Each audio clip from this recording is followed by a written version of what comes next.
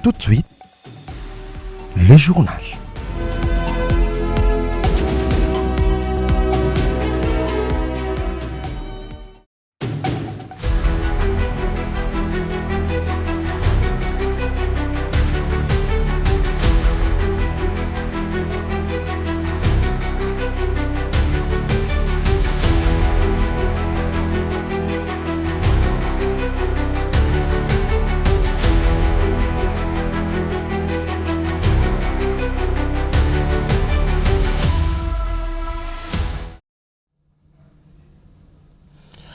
Très heureuse de vous informer ce soir, mesdames, messieurs, bonsoir et bienvenue dans ce journal. Un seul titre domine l'actualité. De retour à Kinshasa, c'est vendredi 5 décembre. Le président Félix-Antoine Tshisekedi a été accueilli par une foulée en liesse après son bref séjour à Washington où il a signé un accord de paix avec son homologue Paul Kagame. Cet accord conclu en présence du président américain Donald Trump est présenté comme une avancée majeure vers la fin des conflits dans l'est de la RDC. Une fois de plus, bonsoir et bienvenue à tous. Comme je l'ai dit au sommaire, de retour dans la capitale ce vendredi 5 décembre 2025, le président de la République, Félix-Antoine Tshisekedi, a regagné Kinshasa après une bref séjour aux États-Unis où il a signé un accord de paix en présence de Donald Trump. Il a été accueilli chaleureusement par les Kinois rassemblés au long de son parcours pour lui témoigner leur soutien dans une ambiance de victoire. Présent à la signature de l'accord de paix entre la RDC et le Rwanda, Aimé Boji, président de l'Assemblée nationale, assure que le Parlement soutient pleinement ces processus conformément à la Constitution. Il a ratifié l'accord de Washington dès sa transmission par le gouvernement. Ma présence ici démontre clairement que le Parlement accompagne le gouvernement dans cette démarche qui vise à rétablir la paix à l'est de notre pays. Deuxièmement, notre Constitution prévoit des mécanismes pour l'entérinement des engagements pris par le gouvernement. Il s'agit ici de l'article 213 et 214 de notre Constitution. Donc dans les jours à venir, le gouvernement va présenter cet accord au Parlement pour ratification. Donc c'est un processus normal qui permet au gouvernement de s'engager en ce qui concerne les accords de paix et ensuite au Parlement d'entériner ces initiatives du gouvernement. Tout le monde était informé, l'accord a été signé le 27 juin et donc ce n'était pas un secret, tout était connu, le texte était connu et donc le Parlement, comme toutes les autres institutions, était informé de l'initiative du gouvernement. Pourquoi est-ce que la discussion devrait susciter problème sur le fond du texte ? La démarche est saluée par tous les Congolais. Tout le monde veut la paix. Ce n'est pas le Parlement qui représente le peuple congolais qui va aller dans le sens contraire. Et donc, c'est un besoin réel de rétablissement de la paix à l'est de notre pays. Et le Parlement, qui porte la voix du peuple, ne peut que suivre cette démarche louable et salutaire pour notre pays. Et puis, entérinement de l'accord de paix signé à Washington, descend de cloche, il faut entendre selon Serge Taboko, cadre de l'ECD, ces textes est biaisé en faveur du Rwanda. En revanche, Eric Bila, membre de l'Union sacrée, appelle à un contrôle citoyen afin de veiller à sa bonne application conformément aux engagements de parties prenantes. On l'écoute au micro de Mike Monday.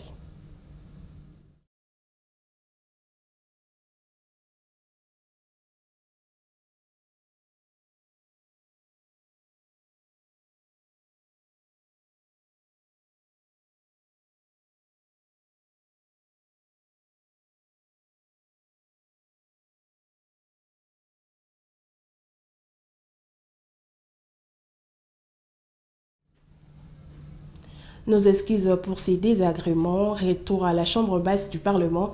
Le député ont déclaré recevables 4 projets de loi désormais transmis aux commissions permanentes pour un examen approfondi. La décision est intervenue lors de la séance de plénière de ce jeudi 4 décembre 2025, présidée par le premier vice-président Isaac Jean-Claude Chilumbai.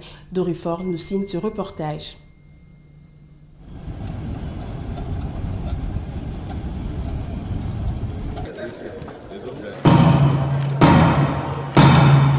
L'Assemblée plénière a déclaré recevable 4 projets de loi après débat ce jeudi 4 décembre sous la conduite du premier vice-président de l'Assemblée nationale, l'honorable Isaac Janko Chilumbaï. Il s'agit du projet de loi relatif au marché boursier en RDC, défendu par Graciamba, vice-ministre des Finances, du projet de loi fixant les principes fondamentaux relatifs à la justice transitionnelle en RDC, défendu par Guy Luando, ministre d'État, ministre des Relations avec le Parlement, représentant le ministre des Droits humains, empêché, du projet de loi relatif aux jeux d'argent et de hasard en RDC, défendu par Graciamba, vice-ministre des Finances, et enfin, du projet de loi autorisant la ratification par la RDC de la Convention mondiale de l'UNESCO sous la reconnaissance des qualifications relatives à l'enseignement supérieur, signé à Paris le 25 novembre 2025 et défendu par Marie-Thérèse Sombo, ministre de l'Enseignement supérieur universitaire, recherche scientifique et innovation. Quant au projet de loi fixant les principes fondamentaux relatifs à la justice transitionnelle en RDC, le ministre Guy Luando a noté que celui-ci s'impose au pays pour mettre fin à l'impunité et répondre aux besoins des victimes. Plus généralement, ce projet de loi vise à élucider les causes profondes de la recrudescence de l'insécurité et des crimes perpétrés, ainsi que les mécanismes de réparation. Pour mettre fin à l'impunité et répondre aux besoins des victimes, l'implémentation de la justice transitionnelle s'impose. Celle-ci repose sur les piliers suivants: la vérité et la réconciliation, la justice, la réparation, des garanties de non-répétition et les questions transversales. Et à propos du projet de loi relatif aux jeux d'argent et de hasard en RDC, la vice-ministre des Finances, Graciamba Kazadi, a par ailleurs indiqué que la présente loi constitue une étape cruciale vers la modernisation et la régulation du secteur des jeux d'argent et de hasard en RDC, tout en consacrant la protection des personnes vulnérables, les cas des mineurs. Par cette intervention, nous pouvons considérer les débats clos et nous prononcer sur la recevabilité en une seule fois de ces 4 projets de loi. Qui sont pour la recevabilité de ces 4 projets de loi? Qui sont contre? 5. Abstention. Merci.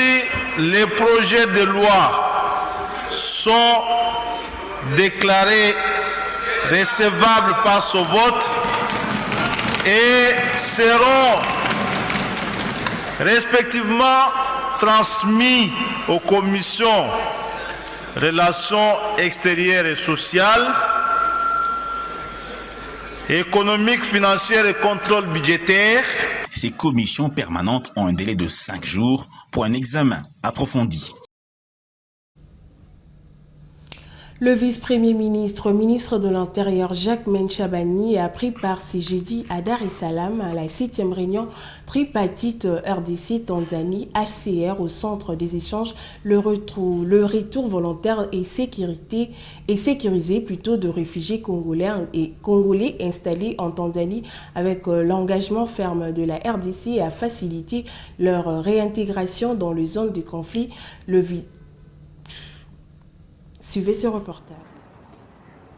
Le patron de la sécurité intérieure, Jacques Menchabani Lukobiango, a participé le jeudi 4 décembre 2025 à Dar es Salaam en Tanzanie à la 7e réunion de la commission tripartite RDC Tanzanie HCR aux côtés de son homologue tanzanien George Simbachawene et de la représentante du HCR Barbara Bintou Williams. Il a examiné les conditions de vie des réfugiés congolais en Tanzanie lors d'une rencontre précédée des travaux des experts. Le VPM Chabani a assuré que le gouvernement congolais fera tout pour garantir un retour volontaire, sécurisé et digne des réfugiés issus de provinces déjà stabilisées, appelant toutes les parties à intensifier la sensibilisation en faveur de ces retours. Soyez rassurés que notre gouvernement ne ménagera aucun effort afin de réunir les conditions favorables pour le retour volontaire et durable des réfugiés congolais ayant trouvé refuge en Tanzanie et ailleurs. C'est dans cette perspective que j'invite les parties au processus de rapatriement à s'investir avec diligence dans la campagne de sensibilisation au retour des réfugiés issus des provinces sécurisées, car le pays a besoin de toutes ses filles et de toutes ses filles pour sa reconstruction et son développement. Je suis convaincu que l'heure est venue pour qu'ensemble, dans un esprit de collaboration et de fraternité, nous puissions explorer de manière pragmatique les possibilités de retour volontaire des candidats au rapatriement en tenant compte de la situation réelle sur le terrain. C'est avec cette note pleine d'espoir que je renouvelle toute ma gratitude au gouvernement et au peuple tanzanien pour son hospitalité. Il a rappelé que la RDC a besoin de tous ses fils pour sa reconstruction, précisant que le processus de paix en cours à Doha et à Washington vise à instaurer une stabilité durable au nord et sud Kivu, condition essentielle au retour de tous les Congolais. Cette 7e réunion renforce ainsi la coopération régionale pour des solutions durables en faveur des réfugiés congolais.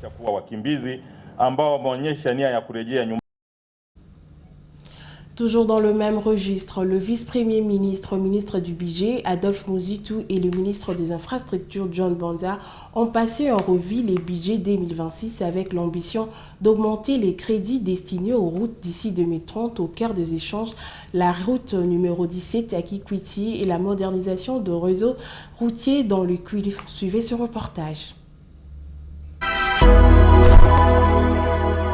Bien, dans le cadre de la solidarité de l'action gouvernementale, nous avons échangé sur l'engagement du VPM budget dans le cadre de notre secteur des infrastructures. Nous sommes en train de finaliser au niveau de l'Assemblée nationale l'examen du budget par les députés nationaux. Et donc nous sommes en train de suivre de très près ce qui se passe dans le secteur qui est le nôtre.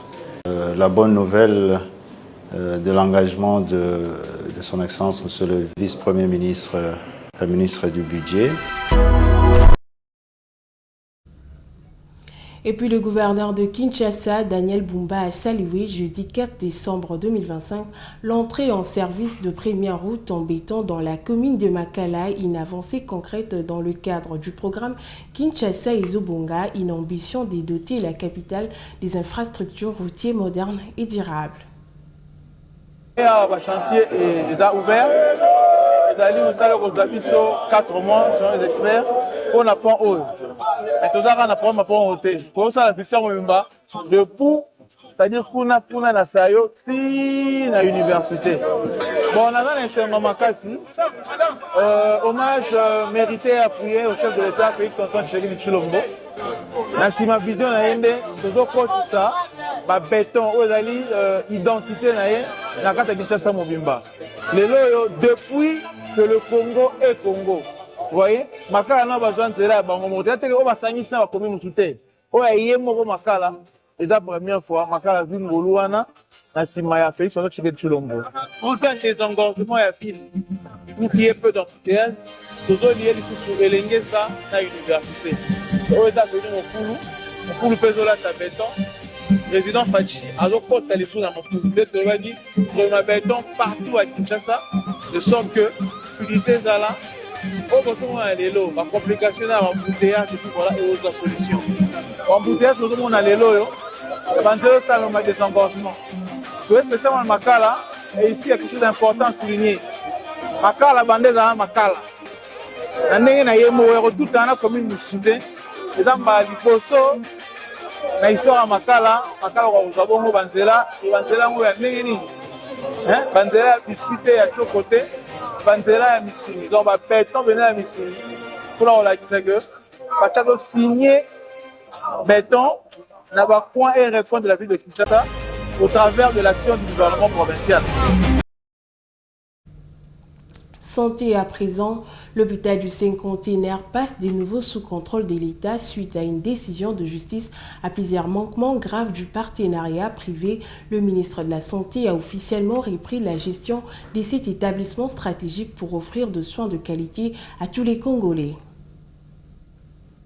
C'est un tournant historique pour les systèmes de santé en République démocratique du Congo. Par décision du ministre de la Santé publique, Dr Samuel Roger Kamba, le contrat de partenariat signé en 2013 avec la société indienne Padiat Healthcare pour la gestion de l'hôpital du cinquantenaire a été résilié et le gouvernement de la République démocratique du Congo a repris la gestion directe de cet établissement stratégique. Ce contrat signé prévoyait une cession à Padiat pour 10 ans et l'accord incluait un apport de 40 millions de dollars américains pour améliorer l'équipement et les services de l'hôpital, avec obligation de rétrocession de 5% des recettes à l'État congolais. 12 ans après, les promesses sont restées lettres mortes. Aucun investissement n'a été réalisé, aucun paiement dû à l'État n'a été effectué, les obligations de transparence et de services publics n'ont pas été respectées. Pour assurer une transition ordonnée, le directeur de cabinet du ministre de la Santé publique, Dr Romain Mouboyayi, a présidé une réunion stratégique ce 3 décembre 2025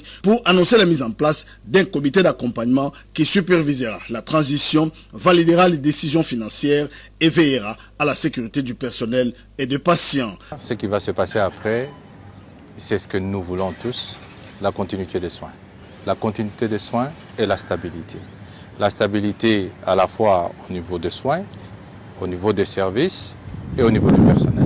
C'est vrai que les patients peuvent se sentir un peu bousculés parce que chaque fois qu'il arrive un changement, on peut se sentir bousculé. C'est qu'aujourd'hui, oui, l'État a repris la gestion de l'hôpital du cinquantenaire, mais oui aussi, les soins vont continuer. Dr Romain Mouboyayi a également visité les installations de l'hôpital du cinquantenaire dans le but de rassurer les uns et les autres. Il a tour à tour visité les services des urgences, les blocs opératoires et les services connexes. En société, poursuite de curage de la rivière Gombe, c'est jeudi 4 décembre par le génie militaire suite aux inondations après le pluie torrentielle. Ce travail permettra une bonne canalisation de eau sur cet endroit de la rivière de la Gombe. Vini Bekoli nous en dit plus. Cela fait près de 2 semaines que ces travaux sont effectués par le corps du génie militaire pour permettre l'écoulement des eaux sur cet endroit, surtout en cette période pluvieuse, ici sur l'avenue de la Gombe. Garder l'environnement sain et propre pour éviter les diverses maladies. Quelques usagers de la route rencontrés sur place se sont exprimés quant à ces. Mon point de vue, ils sont en train de bien faire le travail, malgré que l'inondation, malgré que la pluie, quand il y a pluie, ici, toute l'avenue ici c'est inondé, il n'y a pas moyen de passer. Bon, si on peut curer les caniveaux, bon, c'est un bon travail qu'ils font.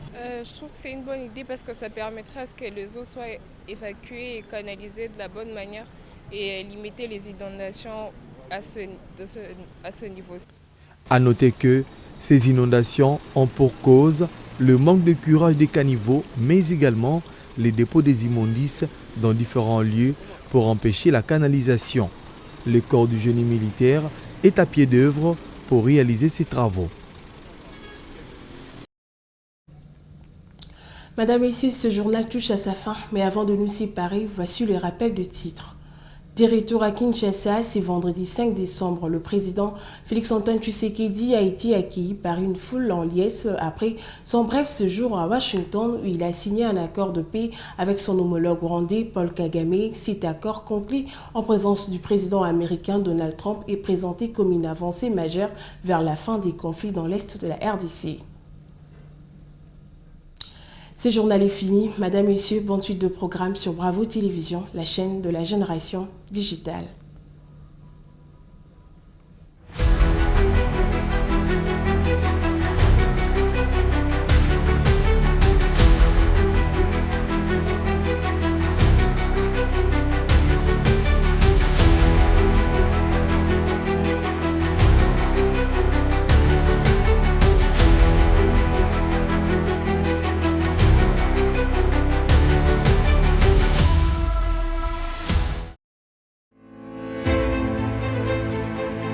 Une nouvelle ère s'ouvre dans le paysage audiovisuel congolais.